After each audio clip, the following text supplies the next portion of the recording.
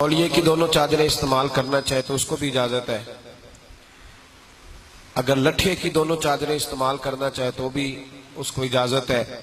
और ये दोनों तरह ही ठीक है, जिसको जो सहूलत हो। हमें सहूलत इस तरह लगती है कि हम ना जब बांधते हैं ना तामत, तो हम लठे की बांधते हैं, क्योंकि तौलिए का जब तामत बांधते हैं तो जरा मुश्किल करता है। तो मेरा अपना ये तरीका रहा है, मैंने जो बुजुर्गों से सुना है कि हम लठे की चादर बांध लेते हैं, ऊपर तौलिया ले लेते हैं। ऊपर तौलिया लेने से ये आसानी होती है कि पसीना वगैरह आता है वो जज़ब हो जाता है।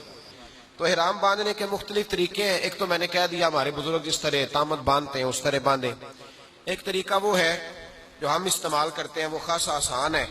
उस तरह के आप बांधेंगे, बिलखुसूस नौजवान और पहली दफा जाने वाले, तो उनको खासी उसमें आसानी होगी। वो इस तरीके को जरा समझ लें और समझ कर ये इसके दोनों कोने पकड़ के ना जी मैंने एक जैसे कर लिए, और यूं मैंने इसको इस तरफ ले गया हूं, यहां से बिल्कुल ये मुझे पूरा इसको खींच लिया है। अब यहां मैंने हाथ रखा और मैं इसको ले आया हूं, ये निकलेगा नहीं जहां मैंने रख दिया इसको, ये वापस आया है। और फिर यूं ही मैंने इसको थोड़ा सा मोड़ा है, और मोड़ के 1 2 और ये 3।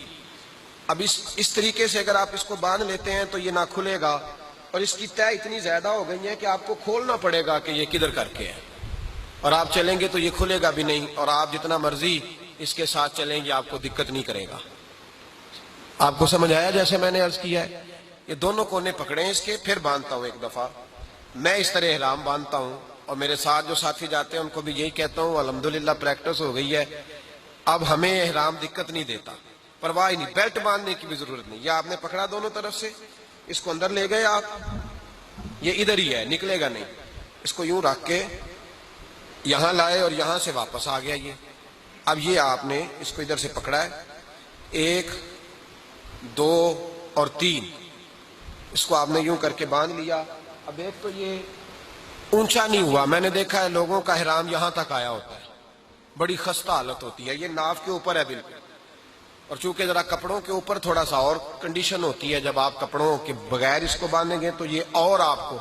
अब ये आपने दूसरी चादर ली, इसको आपने यूं ओढ़ा, इसको थोड़ा सा छोटा रखें जैसे आप सर्दियों में किसी चीज को लेते हैं, यूं आपका एहराम बिल्कुल मुकम्मल हो गया। इस हालत में आप अपने एहराम को लें। जब आपने तवाफ के लिए जाना है, यानी आप खाना काबा के तवाफ को जब निकलेंगे, तो उस वक्त आपने इस्तिबा करना है। इस्तिबा का मतलब होता है सीधा मोढ़ा नंगा करना। यूं करके आप इसको निकालें यहां से, और यूं आप इसको पीछे की तरफ ले जाएं। आप इस तरह, ये सिर्फ तवाफ के 7 फेरों में आपने करना है। ये एहराम बांधने का जरा आसान तरीका है, आपको दुश्वारी नहीं करेगा। और नाव के ऊपर बांधें आप, नाव के ऊपर, इसलिए कि ये चादर अक्सर हट जाती है।